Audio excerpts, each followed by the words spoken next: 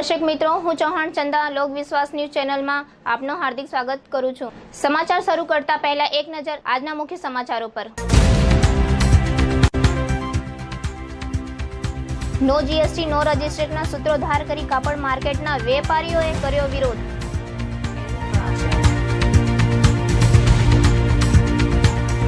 डीसीपीए 3 રીડા ચોરોને પકડી રૂપિયા 1.25 લાખનો મુદ્દામાલ જપ્ત કરી 11 ગુનાઓ ઉકેલ્યા।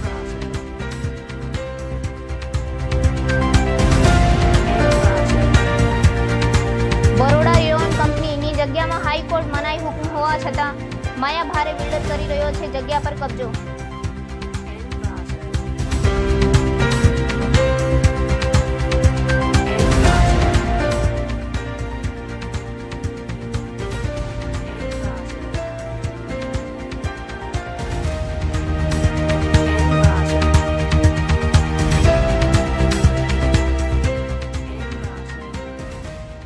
હવે સમાચાર વિસ્તારથી। કેન્દ્ર સરકાર દ્વારા જીએસટીની બિલ લાગુ કરવાની જાહેરાત કરતા કેટલાક રાજ્યના વેપારીઓ દ્વારા તેઓ વિરોધ કરી રહ્યા છે। તે જ રીતે આજ રોજ ટેક્સટાઇલ માર્કેટના વેપારીઓએ પણ જીએસટીની બિલ વિરોધ કર્યો હતો। केन्द्र અને રાજ્ય સરકારો દ્વારા જીએસટી બિલ માટેનું વિધાયક પસાર કરી તેને લાગુ કરવાની જાહેરાત કેન્દ્ર સરકાર દ્વારા કરવામાં આવતા કેટલાક વેપારોમાં રાહત થઈ છે તો કેટલાક વેપારોને તાળા મારવાના વારા આવવાના છે। જીએસટી બિલમાં કાપડમાં 5% लागू करवानी जाहेरात करवामां आवता ज शहरना टेक्सटाइल उद्योग साथे जोड़ायेला वेपारीओना खस्ता हाल थया छे। जीएसटी बिलनो विरोध करवा तेमज आवनारा समयमां रणनीति नक्की करवा माटे रिंग रोड खाते महावीर मार्केट पासे एक जाहेर सभानुं टेक्सटाइल संघर्ष समिति द्वारा आयोजन करायुं हतुं। आ जाहेर सभामां वेपारीओए सज्जड बंध पाड़ी जाहेर सभामां नो जीएसटी नो रजिस्ट्रेशनना प्लेकार्ड साथे देखाव करी जोड़ाया हता। एटલું જ नहीं, जीएसटीनो विरोध करवा अन्य राज्योना वेपारीओ पण અહીં हाजर रह्या हता। सभामां हाजर वेपारीओए काळो खेस बांधी केन्द्र सरकारनो विरोध करी गुरुवारना रोज मार्केट बंधनुं पण टेक्सटाइल संघर्ष समिति द्वारा जाहेर करवामां આવ્યું હતું। विराजमान सूरत टेक्सटाइल मार्केट के अग्रणीय व्यापारी भाइयों और पत्रकार मित्रों, दोस्तों, सन 2010 से हम जीएसटी के लिए दिल्ली जाते रहे हैं। जीएसटी एक बहुत अच्छा कानून है, मगर उस कानून को जिस रूप में पेश किया जाना चाहिए था, इस सरकार ने उसी रूप में उसको तोड़ करके रख दिया।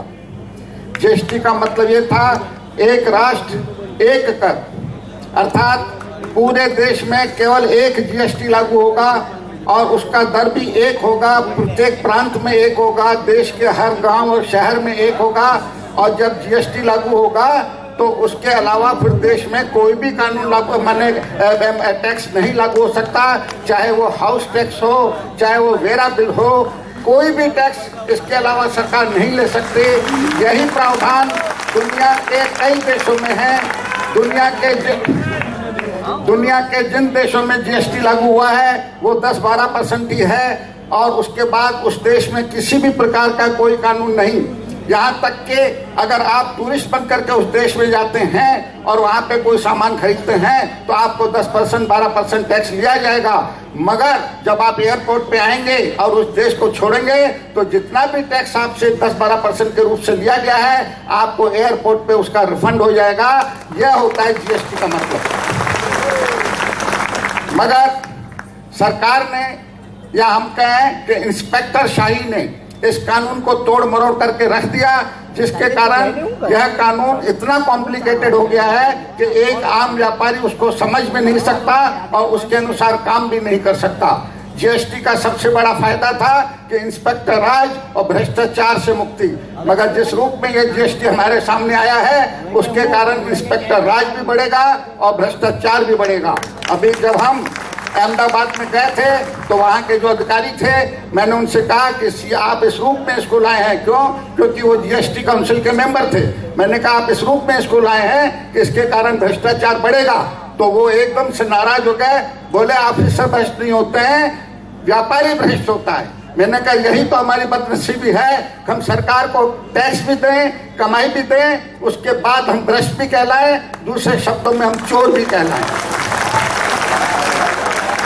तो दोस्तों, अभी जब दिल्ली जाना हुआ हमारी एक ही मांग है, याद रखिए, हमारा यह आंदोलन तब तक चलेगा जब तक हमारी मात्र एक सूत्रीय मांग पूरी न हो। और वो एक सूत्रीय मांग ये है कि व्यापारी को जीएसटी के दायरे से पूर्णतः बाहर रखा जाए।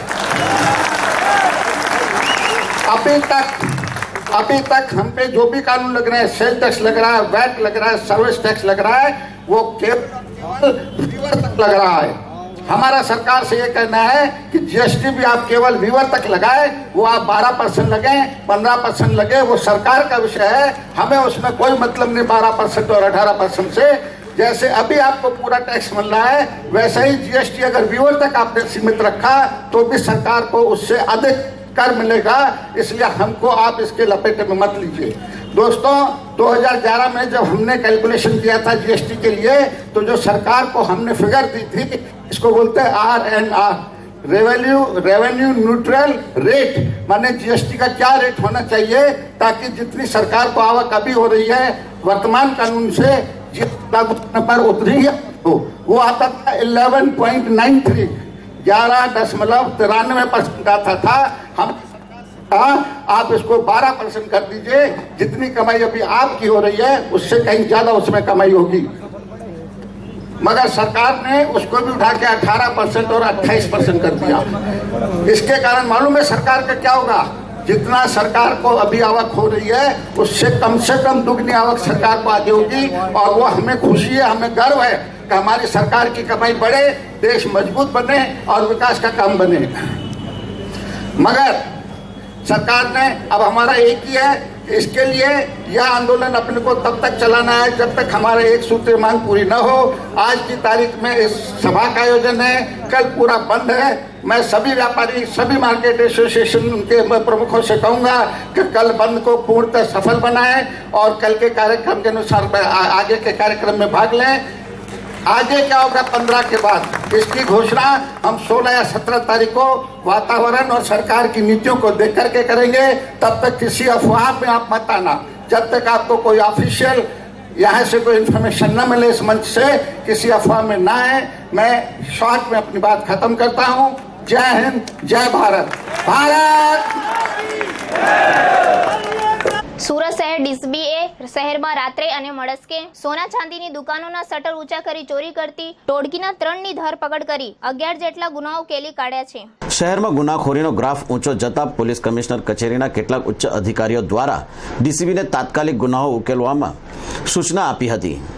તે દરમિયાન ડીસીબીને મળેલી બાતમીના આધારે નાના વરાછા શક્તિ વિજય સોસાયટીના નાકેથી કાયદાના સંઘર્ષમાં આવેલ એક યુવક ગોવિંદ ઉર્ફે ગોયલો દેવી પૂજક અને વિજય નામના ઈસમને મોટરસાયકલ નંબર GJ5 KD 3987 સાથે ઝડપી પાડી તપાસ હાથ ધરતા ત્રણેય રીડા આરોપીઓ હોવાનું બહાર આવ્યું હતું। આ ત્રણેય રીડા ચોર મોડી રાત્રે અને મળસ્કેના સમયે સોના ચાંદીના દાગીનાની દુકાનોનું શટર કોષ વડે ઊંચું કરી દાગીનાઓ ચોરી કરતા હોવાનું કબૂલ્યું હતું। ડીસીબીએ ત્રણેય આરોપીઓ પાસેથી મોટરસાયકલ, 2 મોબાઈલ, લેપટોપ, મોતી તથા ગુરુના નંગ તેમજ ચાંદીના દાગીનાઓ મળી કુલ રૂપિયા 1.25 લાખનો મુદ્દામાલ ઝડપી પાડી શહેરમાં અલગ અલગ જગ્યાઓ મળી કુલ 11 જેટલા ગુનાઓ ઉકેલવામાં ડીસીબીને સફળતા મળી હતી।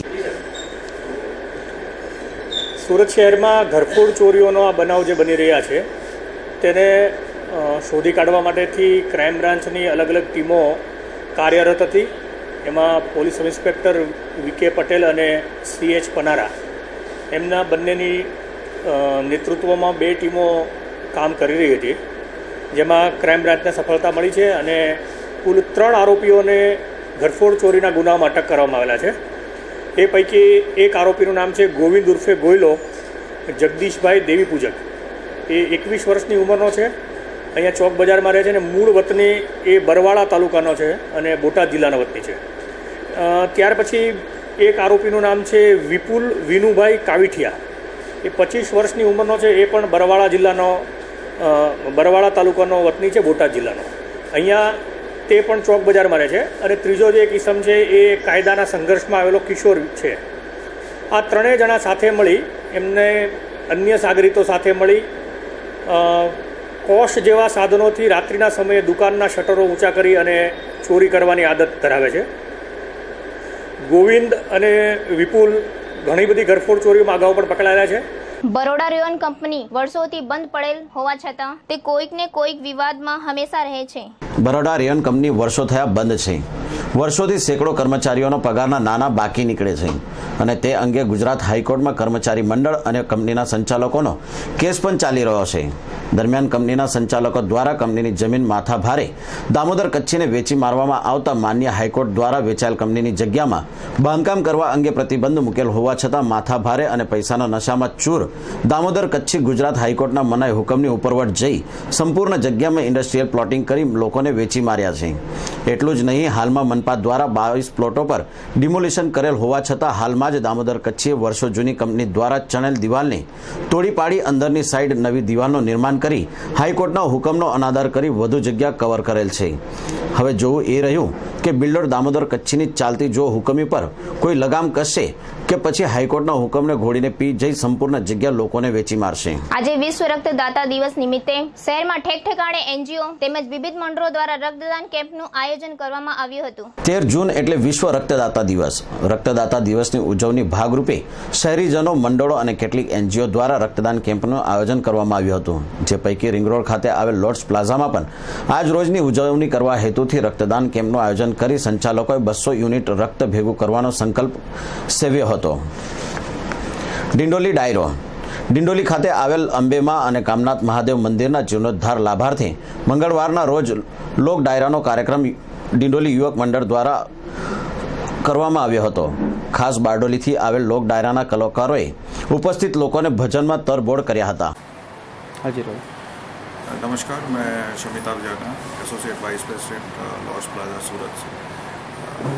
आज वर्ल्ड ब्लड डोनेशन डे है, तो हमने अपने लॉर्ड्स प्लाजा के इंस्टीट्यूट में कैंपेन सेट किया है एंड अपने एम्प्लॉयज़ और अपने वेंडर्स और अपने जानने वाले या होटल के गेस्ट सबको इनवाइट किया है। ये ख्याल हमारे दिमाग में इसलिए आया है क्योंकि कुछ ही दिन पहले हमारे एम्प्लॉयज़ मेडिकली सिक हो गए थे, जो जिनके लिए हमें 2-3 बॉटल ब्लड की ज़रूरत थी। उस एम्प्लॉय की फैमिली को उसे और हमें काफ़ी परेशानी हुई टाइम पे ब्लड लाना। तो उसी थॉट से वो ताकि हर किसी के साथ ये शायद कभी ना कभी होता हो, वो प्रॉब्लम ना हो, तो हमने सोचा कि एक कैम्प करें और इसके ज़रिए समाज के साथ जुड़े और एम्प्लॉय की तरह किसी ना किसी का कभी ना कभी ज़रूरत पड़े तो उसे वो दिक्कतें या जो मुसीबतें हैं ना वो झेलनी पड़े और टाइम पे ब्लड मिल जाए। कितने मॉडल का टारगेट है? और टारगेट 100 के ऊपर का है, आगे देखते हैं क्या होता है। शुरुआत अभी अच्छी रही है, आगे देखते हैं। ડિંડોલી ખાતે આવેલ મંદિરના જીર્ણોદ્ધાર માટે લોક ડાયરાનું આયોજન કરવામાં આવ્યું હતું.